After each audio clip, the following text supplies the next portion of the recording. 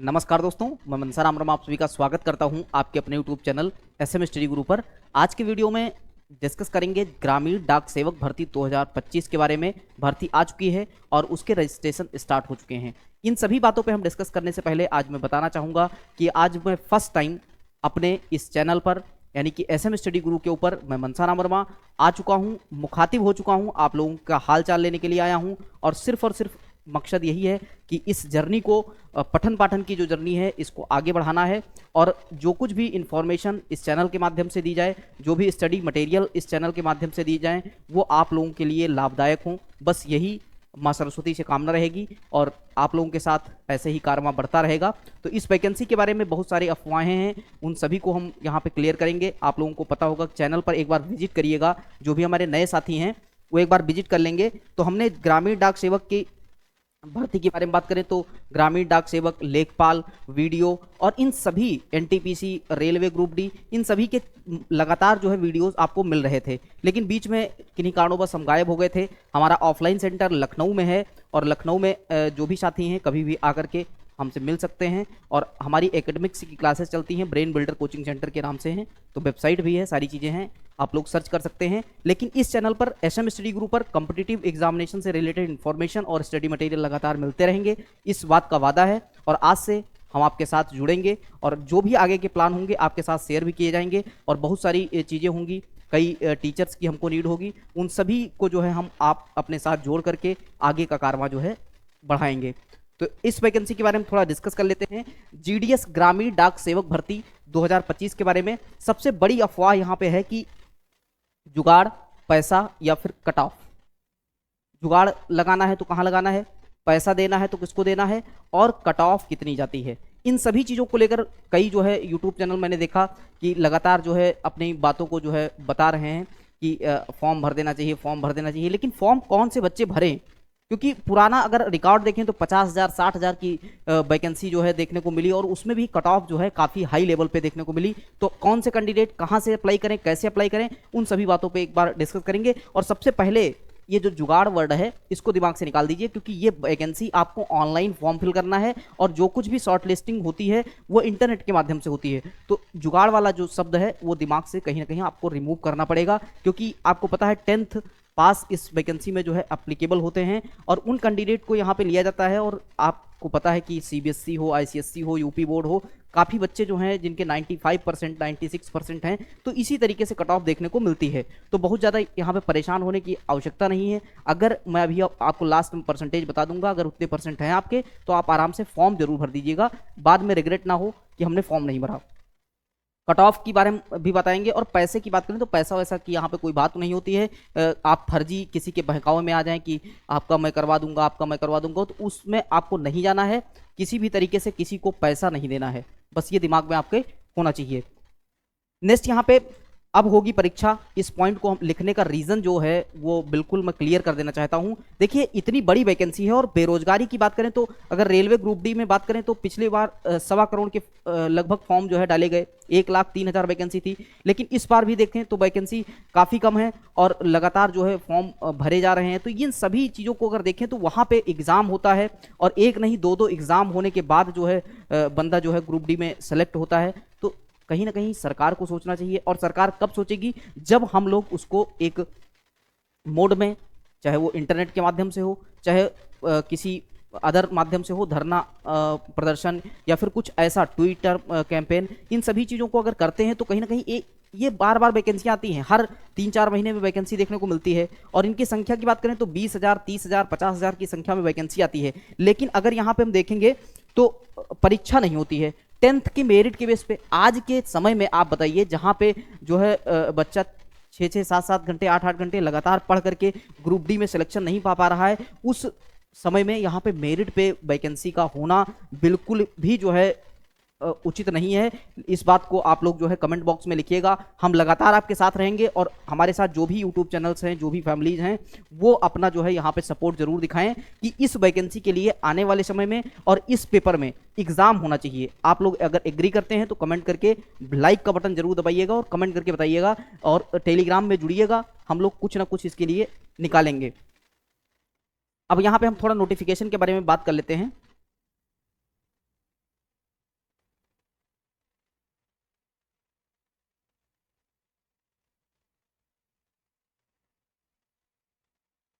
अगर हम यहाँ पे नंबर ऑफ वैकेंसीज की बात करें तो 21,413 वैकेंसी हैं। और सबसे पहले यहाँ पे कंप्लीट जानकारी होगी, कोई भी जो है इधर उधर की बातें नहीं की जाएंगी।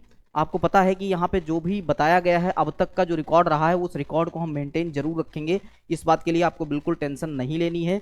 और यहाँ पे हम देख लेते हैं ग्रामीण डाक सेवक। सबसे पहले यहाँ पे हम थोड़ा डिटेल में आपको बताते हैं।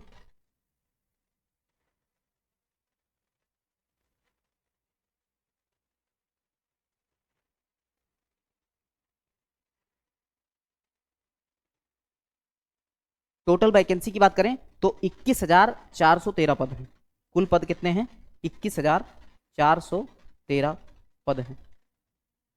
अगर एप्लीकेशन स्टार्ट होने की बात करें तो एप्लीकेशन आपके स्टार्ट हो रहे हैं, एप्लीकेशन आपके स्टार्ट हो रहे हैं 10 फरवरी से 3 मार्च के बीच में।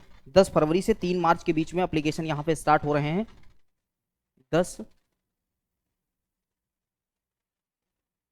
10 फरवरी से 3 मार्च के बीच में आपको फॉर्म को भर देना है। फॉर्म के फीस की बात करें तो यहाँ पे 100 रुपये जो है फॉर्म की फीस रखी गई है।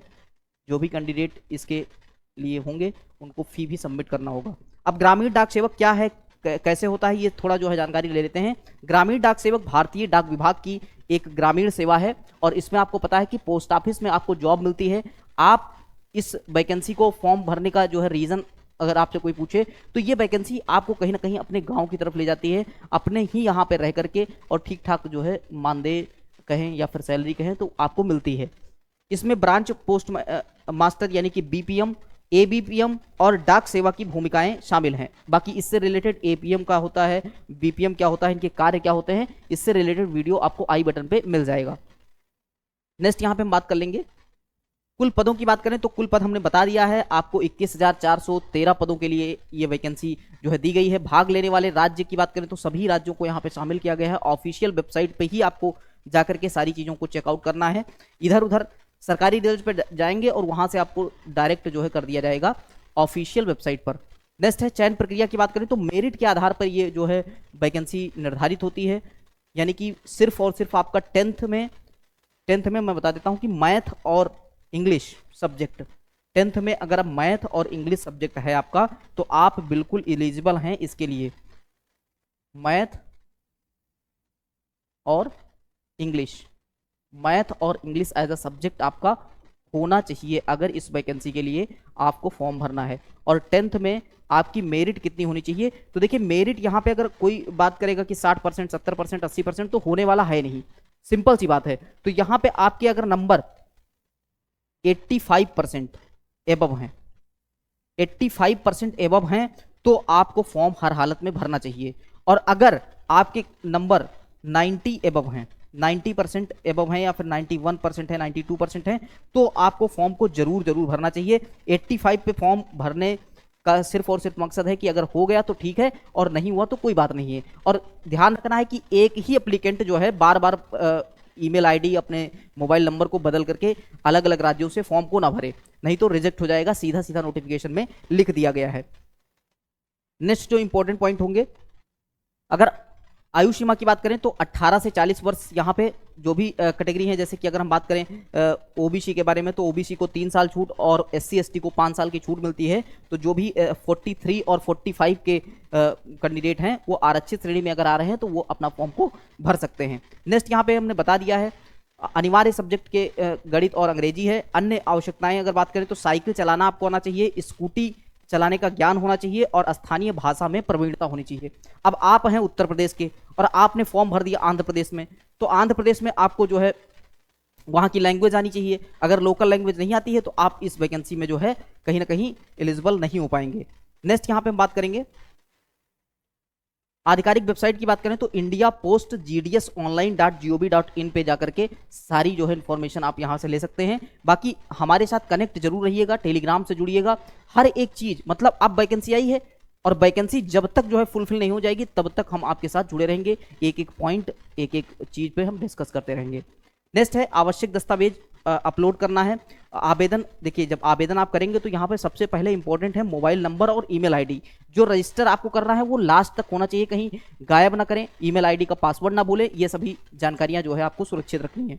आवेदन शुल्क जमा करना पड़ेगा अगर लागू है, यानी कि फीमेल कैंडिडेट है तो उनके लिए नहीं है, SC ST के लिए नहीं है, तो बाकी जनरल कैटेगरी के जो भी मेल कैंडिडेट हैं उनके लिए यहाँ पे शुल्क 100 रुपये रखी गई है। फॉर्म जमा करना है और उसके बाद करेक्शन की भी डेट दी गई है, लेकिन ऐसा फॉर्म भरें कि करेक्शन करने का कोई भी जो है मामला आए ही ना सामने, क्योंकि अभी काफ़ी टाइम है, 3 मार्च तक का टाइम दिया गया है, बाकी 6 मार्च से लेकर के 8 मार्च तक आप करेक्शन कर सकते हैं। 10वीं कक्षा के अंकों के आधार पे यहाँ पे होना है, लिखित परीक्षा होगी नहीं, ऑटोमेटेड मेरिट लिस्ट तैयार होगी। देखिए यहाँ पे ये वर्ड जो लिखा है ऑटोमेटेड, कई लोग यहाँ पे पैसा का जो चक्कर होता है, जुगाड़ चलता है या फिर ये सब कुछ नहीं होता है। सबसे पहले यहाँ पे लिखा है ऑटोमेटेड मेरिट लिस्ट तैयार की जाएगी, यानी कि आपने फॉर्म भर दिया, इंटरनेट पे खुद जो है वो सारी चीज़ें डिसाइड कर लेगा कि किस बच्चे का जो है सिलेक्शन होना है, किसका नहीं होना है। नेक्स्ट यहाँ पे टाई ब्रेकिंग मानदंड क्या है, जन्मतिथि श्रेणी, मतलब जैसे सपोज दैट किसी के 92% हैं और 2 बच्चे मिल गए जिनके 92% हैं, तो वहां पे देखा जाएगा जिसकी उम्र ज़्यादा होगी, यही हर वैकेंसी में होता है, तो उम्र ज़्यादा वाले को प्रेफरेंस दी जाएगी, यानी कि जन्मतिथि और श्रेणी के आधार पे यहाँ पे होने वाला है मामला। जब टाई हो जाएगा यानी कि 2 नंबर जो है सेम, 2 कैंडिडेट के नंबर सेम होंगे। नेक्स्ट है अंतिम चयन से पहले दस्तावेज सत्यापित किए जाएंगे, यानी कि जब आपने जो भी फॉर्म में डिटेल भरी हैं वो आपकी सत्यापित की जाएंगी, डॉक्यूमेंट वेरिफिकेशन होना है, तो आप गलत इन्फॉर्मेशन को बिल्कुल ना दें। कंप्यूटर, देखिए कई लोग कहेंगे कंप्यूटर, तो कंप्यूटर में आपके पास ADCS है, CCC है, कोई भी है, तो आप उसमें लिख सकते हैं, टिक कर सकते हैं, लेकिन उसके लिए आपको अलग से कोई जो है प्रेफरेंस नहीं दिया जाएगा। उस कैंडिडेट को प्रेफरेंस ज़्यादा दिया जाएगा जिसके पास कंप्यूटर होगा, उसका जो है ऑटोमेटेड यहाँ पे मेरिट लिस्ट है टाई ब्रेकिंग के कंडीशन में, तो इसको ध्यान रखना है। नेक्स्ट है BPM के लिए अगर हम बात करें तो 12,000 रुपए से लेकर के 29,380 रुपए प्रति माह की सैलरी यहाँ पे है, तो सैलरी काफ़ी अच्छी है। और बहुत मेरिट वाली बात है बस कि मेरिट जो है 10th की बहुत ज़्यादा जाती है, इसीलिए यहाँ पे कैंडिडेट बाहर हो जाते हैं। नेक्स्ट यहाँ ABPM के डाक सेवक 10,000 रुपए से 24,470 रुपए प्रति माह है। अन्य लाभ की बात करें तो नौकरी की सुरक्षा है और कैरियर ग्रोथ यहाँ पे काफ़ी अच्छा है, और भत्ते भी दिए जाते हैं। 4 घंटे की जॉब होती है, अगर आपको एक्स्ट्रा वर्क करना है तो उसके लिए भी अलग से मानदंड दिए जाएंगे, मानदेय दिए जाएंगे। नेक्स्ट यहाँ पे महत्वपूर्ण तिथियों की बात करें तो हमने बता दिया है आपको, आवेदन प्रारंभ होने की तिथि और अंतिम तिथि सब कुछ बता दी गई है। नेक्स्ट बात करेंगे कि जो आप लोगों के दिमाग में आते हैं कि क्या मैं एक से अधिक राज्यों के लिए आवेदन कर सकता हूं, तो मैंने बता दिया है कि एक से अधिक राज्यों में आवेदन बिल्कुल भी नहीं करना है, एक जगह से आप करें जहां से आपको लगता है। अब इसका जो मेरिट लिस्ट हमने कई बार जो है यूट्यूब चैनल पे अपने अपलोड भी किया है, तो उसको जाकर के एक बार देख लीजिएगा कि कहाँ की मेरिट कम जाती है, और उसको हम जो है नेक्स्ट वीडियो में भी बता देंगे कि आपको कहाँ से फॉर्म को भरना चाहिए, जैसे कि उत्तर प्रदेश और बिहार के और उत्तराखंड के कैंडिडेटों को यहाँ पे थोड़ा लाभ देखने को मिल जाएगा। नेक्स्ट है क्या कोई परीक्षा होगी, तो यहाँ पे सिंपल सी बात है, सिर्फ और सिर्फ 10th के मेरिट के आधार पर आपका सिलेक्शन होने वाला है। क्या कंप्यूटर ज्ञान अनिवार्य है? अनिवार्य नहीं, लेकिन फायदेमंद है। तो यहाँ पे अनिवार्य नहीं है, फायदेमंद इसलिए है क्योंकि अगर आपके पास कंप्यूटर को कोई भी क्वालिफिकेशन है तो आपको प्रेफरेंस ज़्यादा दी जाएगी। नेक्स्ट है जो भी जानकारी है आप ऑफिशियल वेबसाइट से यहाँ पे देख सकते हैं। तो अगर इससे रिलेटेड आपको जानकारी अच्छी लगी हो तो वीडियो को लाइक करिएगा और शेयर कर दीजिएगा, चैनल को सब्सक्राइब कर लीजिएगा, क्योंकि लगातार मिलते रहेंगे। और